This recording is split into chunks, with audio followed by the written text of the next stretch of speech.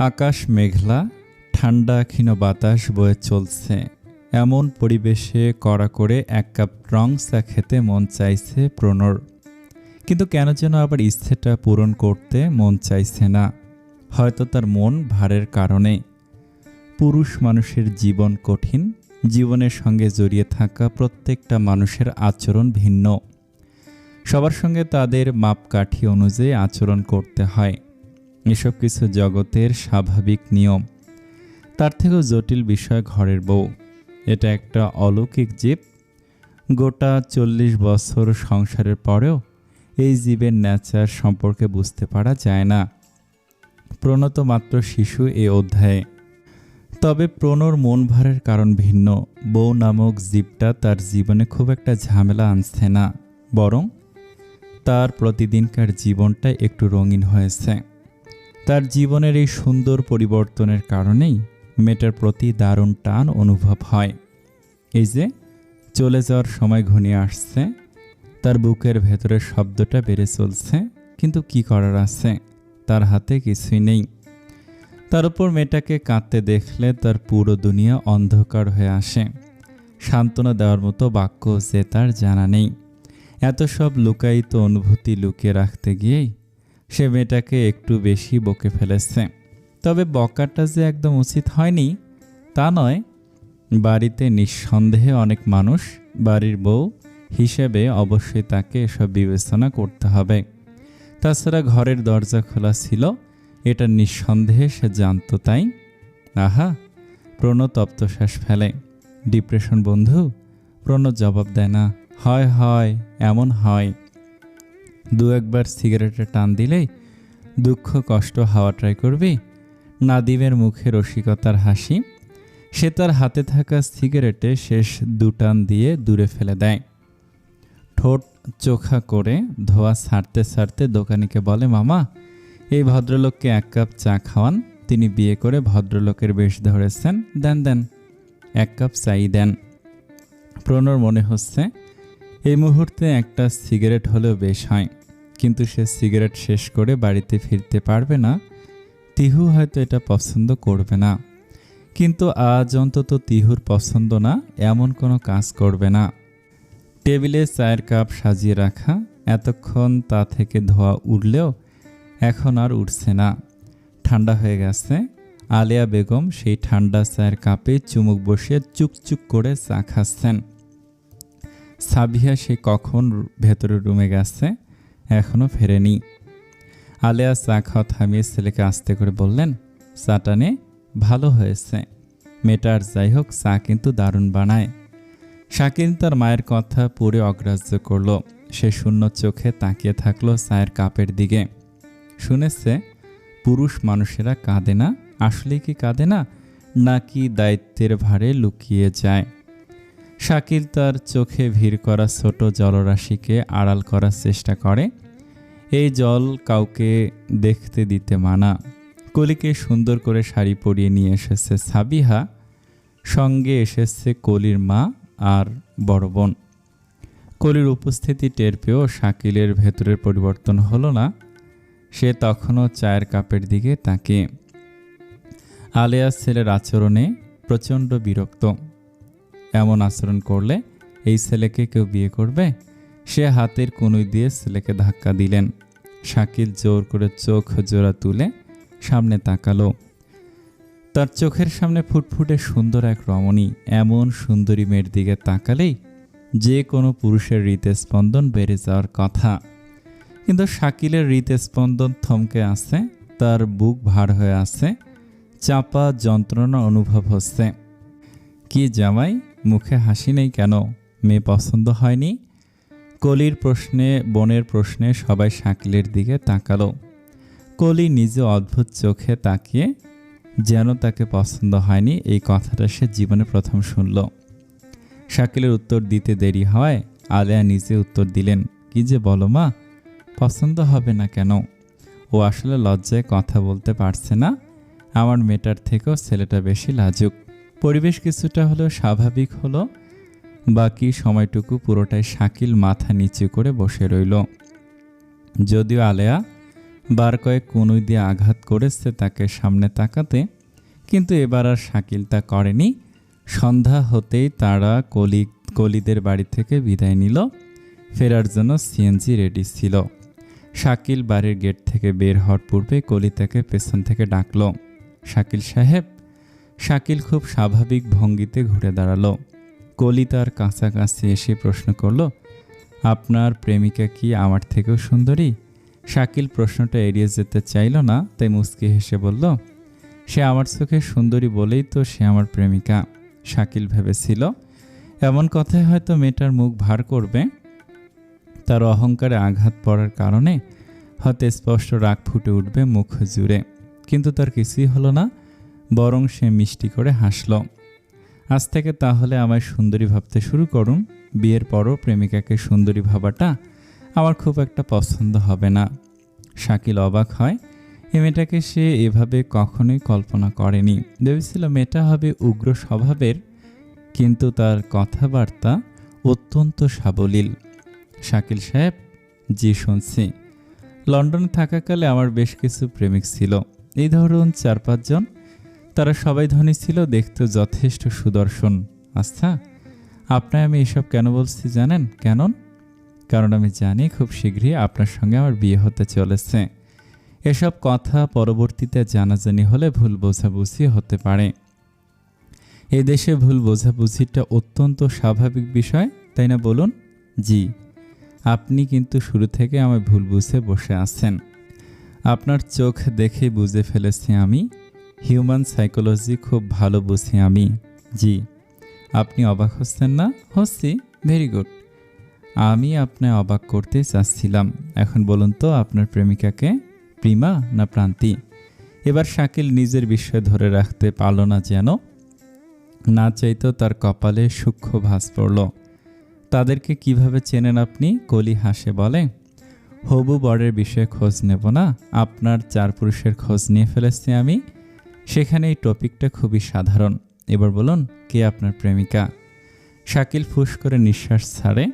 এক মুহূর্তের জন্য তার সর্বশরীর জমে গিয়েছিল। আপনি এত কিছু জানেন যখন, এটাও নিশ্চয় জানেন? জি না, এই একটা বিষয় আমি জানি না, কারণ আমার মনে হয় আপনি নিজেও এই বিষয়ে ক্লিয়ার না, তাই না শাকিল সাহেব? কলির কথা একেবারেই ভুল নয়। কলি সম্পূর্ণভাবে ঠিক। শাকিল সত্যি জানে না প্রান্তির কোমল স্বভাব তার ভালো লাগে। মেয়েটাকে দেখলে মন আনন্দে ছলকে ওঠে। আর প্রিমা, তাকে দেখলে শাকিল অস্থির হয়। তার কথার ভাঁজে আটকা পড়ার ভয়ে বিচলিত হয় সে। দিন শেষে তাকে না দেখতে পেলেও একরাশ চিন্তা হাজির হয়। তাহলে কি সে সত্যি জানে না তার মন ঠিক কাকে চায়? শাকিল লজ্জা অনুভব করে। কলি মুচকি হাসি ঝুলিয়ে বলল, আপনার অনিশ্চিত প্রেমিকাদের ভুলে এখন থেকে না হয় আমার দিকে নজর দিবেন, কেমন শাকিল সাহেব? শাকিল জবাব দিল না। কলি ঠোঁট চেপে হাসে। হাতের মুঠোয় থাকা ছোট এক কাগজের টুকরো শাকিলের দিকে বাড়িয়ে দিয়ে বলে, এখানেই তাহলে সমাপ্তি টানি, সবাই অপেক্ষা করছে আপনার জন্য। শাকিল হাত বাড়িয়ে কাগজের টুকরোটা নেয়, ভাঁজ না খুলে নির্দ্বিধায় বুক পকেটে রেখে দেয়। যাওয়ার পূর্বে এক পলক কলির দিকে তাকিয়ে অপ্রস্তুত হাসে, বলে, আসি তাহলে? জি অবশ্যই, শীঘ্রই দেখা হচ্ছে তাহলে। শাকিল চলে যায়, জবাব দেয় না। কলি অবশ্য জবাবের আশা করেনি। এভাবেই ভালো লাগে মানুষটাকে তার। টেবিলের এক কোণে স্তূপ হয়ে পড়ে আছে তিহুর বই খাতা। বহুদিন হলো তাদের সঙ্গে আর তার কোনো দেখা সাক্ষাৎ নেই। তাদের সাথে এই টানাপোড়ার সম্পর্ক টিকে রাখা সম্ভব হচ্ছে না তিহুর। বিয়ের আগে ঘর টিকিয়ে রাখতে পড়াশোনাকে ঢাল বানাতে হতো। আশ্রয় পেতে পড়াশোনার ভান জরুরি ছিল।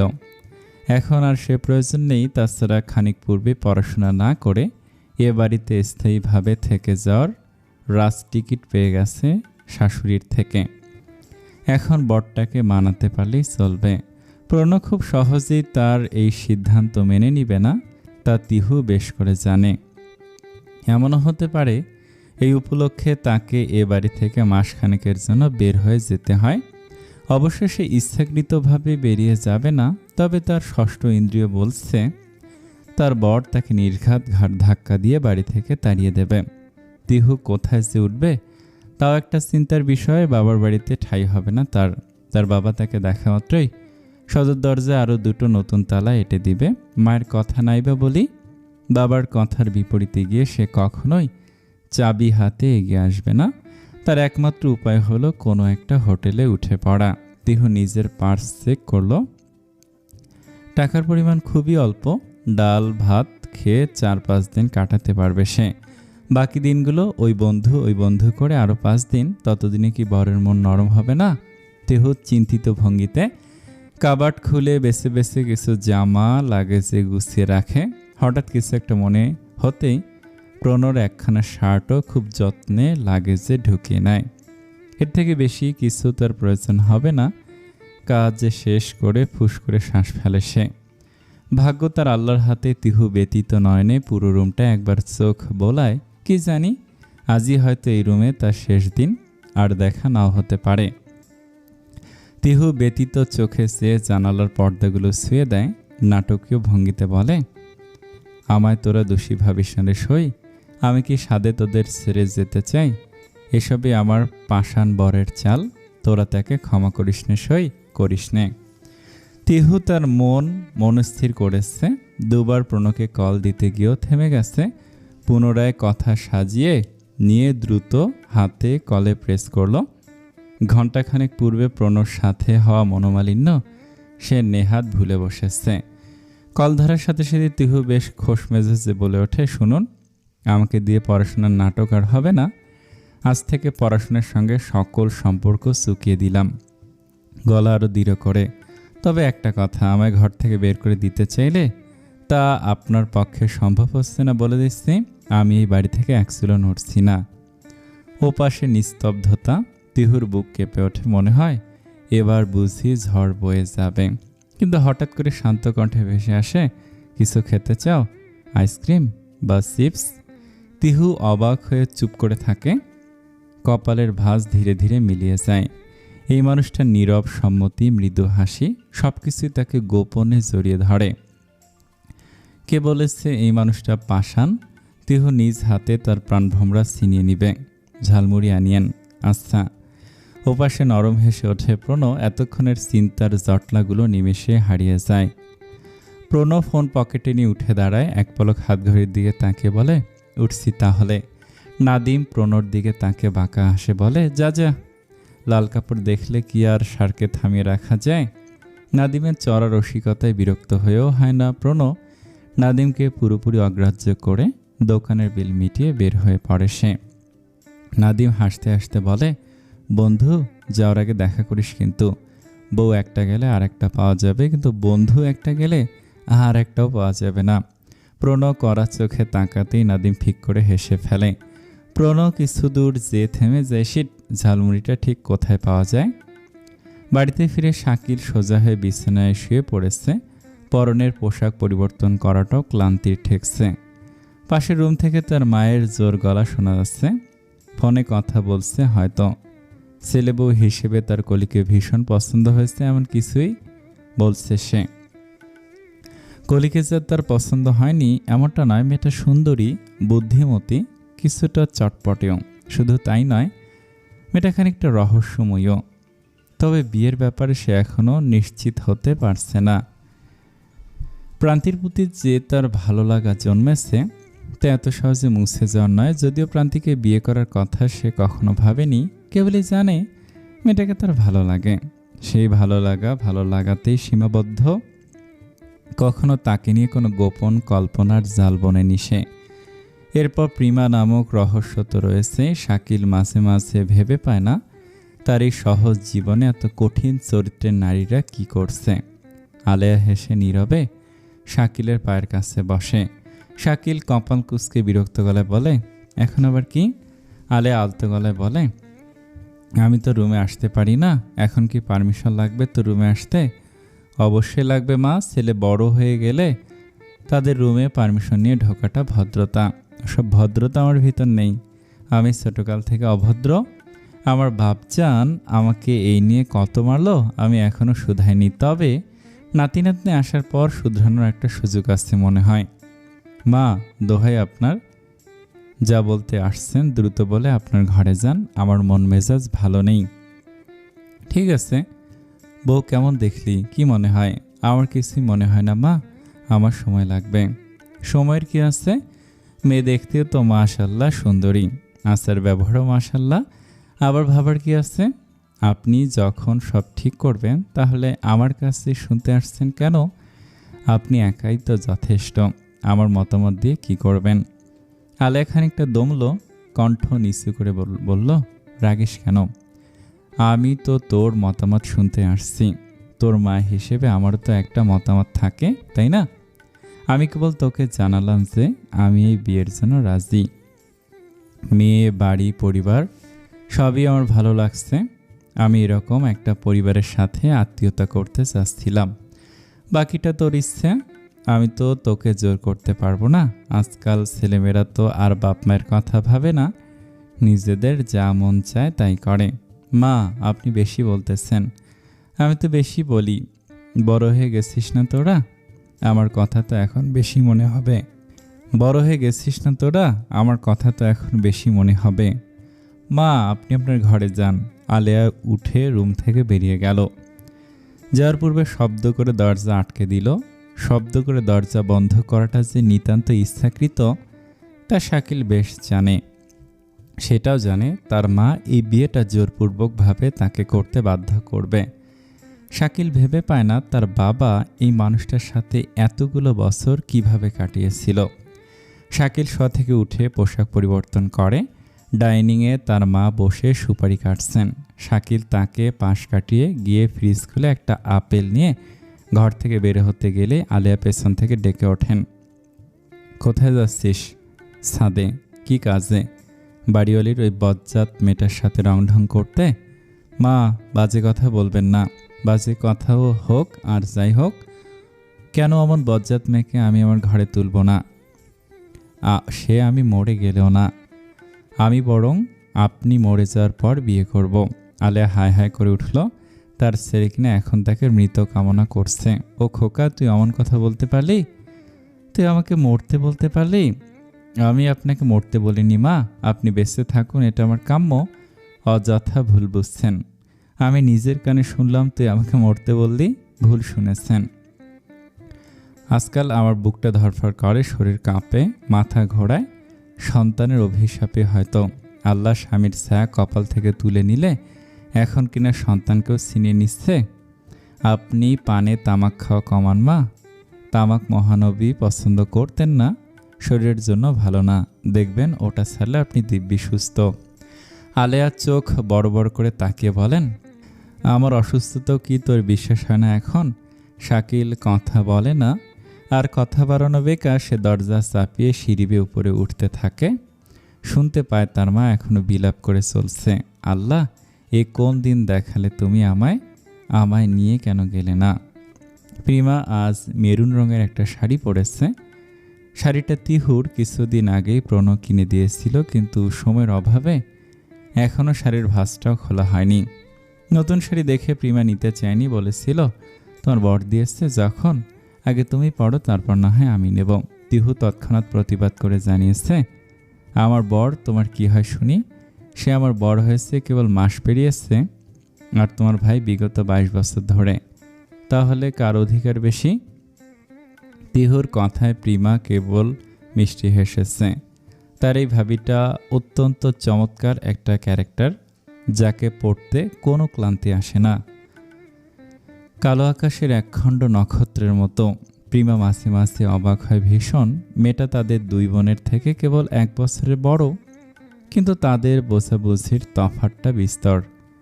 একটা বছর কি একটা মানুষকে এতটা বুঝদার করে দিতে পারে? তিহুর মাঝে যে ছেলে মানুষই একেবারেই নেই তা নয়, কিন্তু সম্পর্কের মতো প্যাঁচালো জিনিসটা খুব ঠান্ডা মাথায় সামাল দিতে পারে মেয়েটা। প্রিমা যত তিহুকে দেখে ততই নিজের ভবিষ্যৎ নিয়ে চিন্তিত হয়ে পড়ে। সে কি আদৌ সামলাতে পারবে? তিহুর মতো তাকেও তো কোনো এক পরিবারে মানিয়ে নিতে হবে। প্রিমা শাড়ি পরেছে রেমির থেকে। রেমির শাড়ি পরানোর হাত চমৎকার। প্রিমা না চাইলেও রেমি অল্প পরিসরে সাজগোজ করিয়ে দিয়েছে। এই যেমন চোখে মোটা করে কাজল আর ঠোঁটে হালকা মেরুন লিপস্টিক। শাড়ি পরা শেষ হতে প্রিমা সবার আগে তা তিহুকে দেখিয়েছে। তিহু তৎক্ষণাৎ প্রিমার হাতে 1000 টাকা ধরিয়ে দিয়ে বলেছে, আমি যখন বাবার বাসায় ছিলাম তখন কোনো নতুন কাপড় পরলে বাবা, চাচ্চু, ভাইয়া, ভাবিরা এভাবে হাতের মুঠোয় টাকা গুঁজে দিত। আমি এখন বড় ভাবি হয়েছি, এটা আমার তরফ থেকে। প্রিমা তিহুকে জড়িয়ে ধরে আদুরে গলায় বলে ওঠে, তুমি আমার ভাবি, আরও আগে কেন হলে না? জবাবে তিহু কেবল হেসেছে।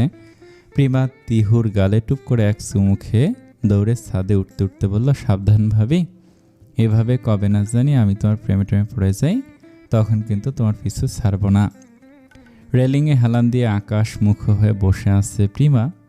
বিকেলের হাওয়ায় ফুরফুর করে উঠছে তার ঘন কালো রেশমি চুলগুলো।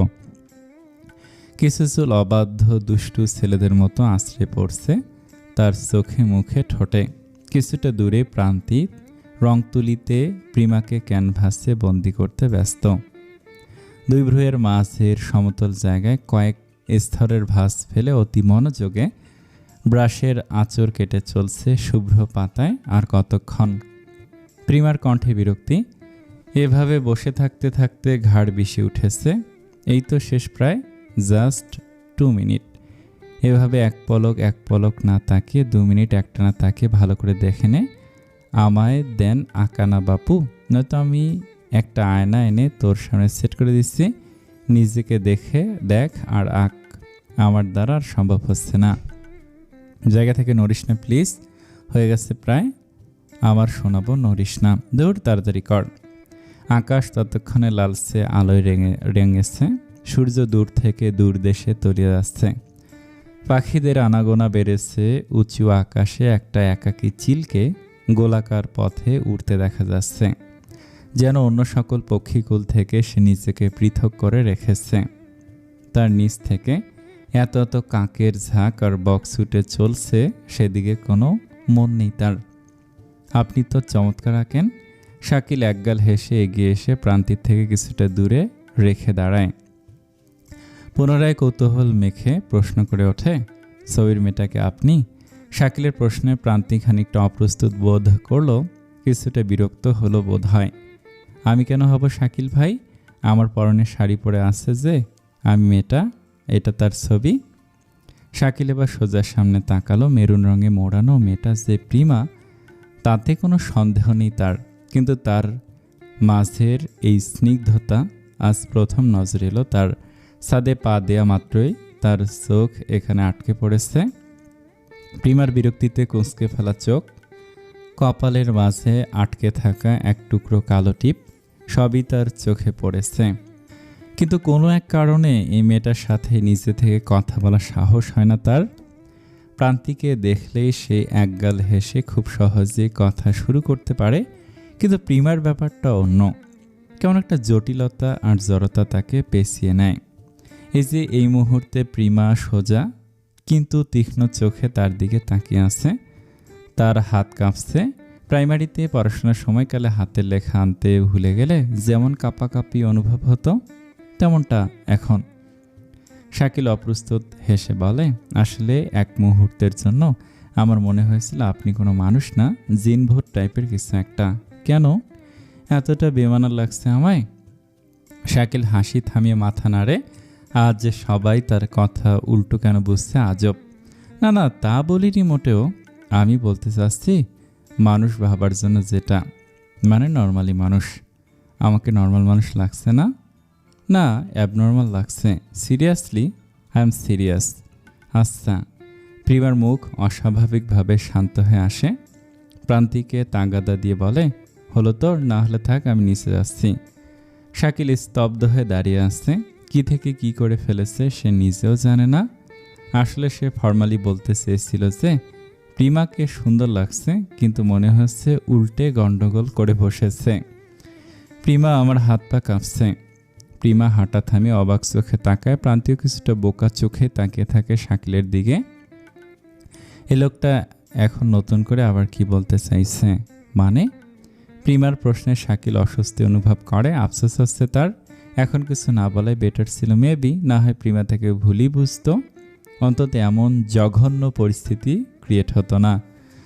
আসলে আমি বলতে চাচ্ছিলাম আপনাকে প্রিটি লাগছে, কিন্তু আমার শরীর খারাপ থাকায় সেটা বলতে পারছিলাম না।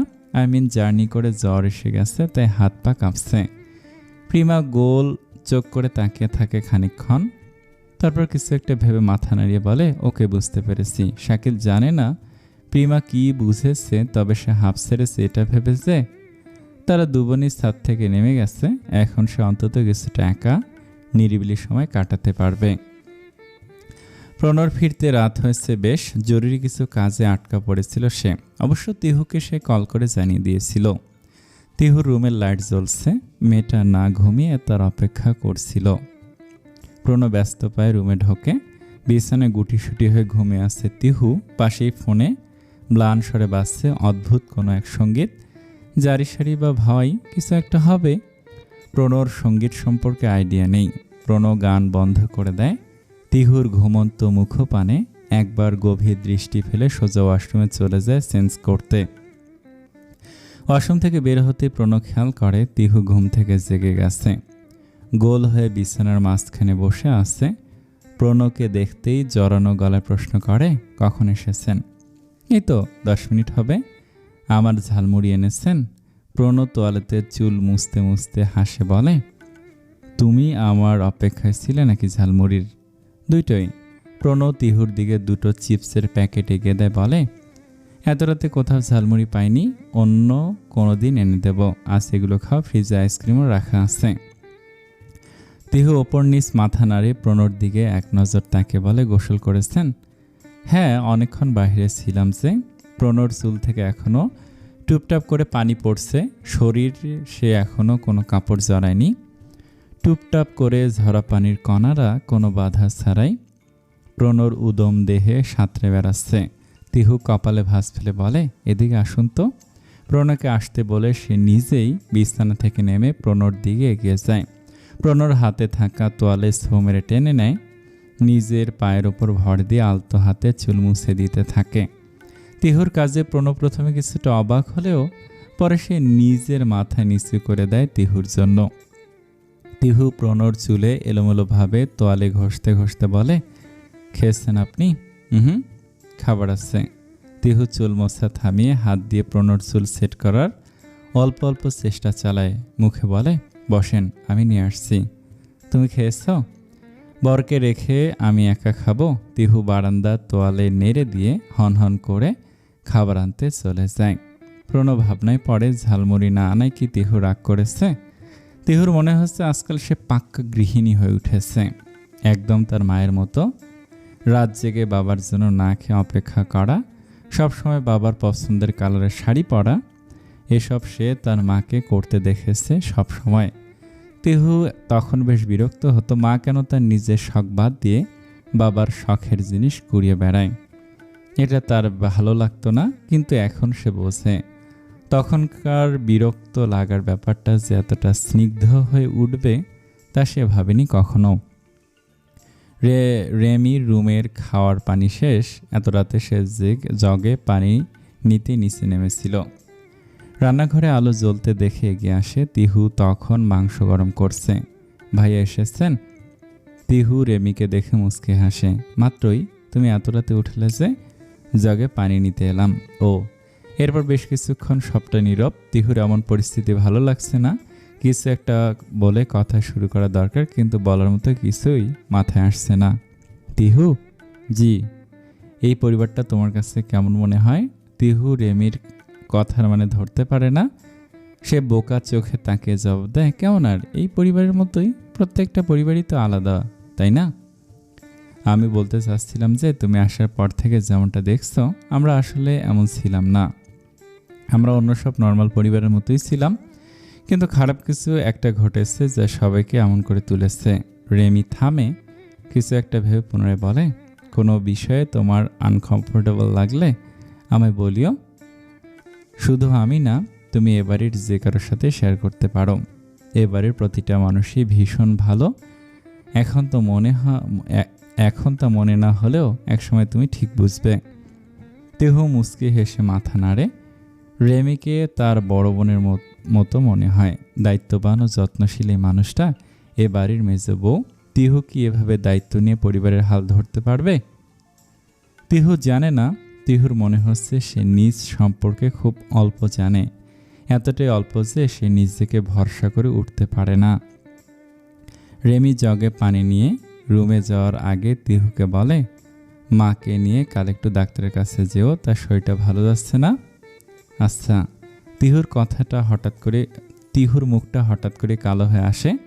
শাশুড়ি মাকে হাসপাতালে নিয়ে যাওয়ার জন্য প্রণব একদিন বলেছিল তাকে, সে বেমালুম তা ভুলে বসেছে। এ পরিবারের দায়িত্ববান বউদের কাতারে তাকে কিছুতেই গণনা করা যায় না।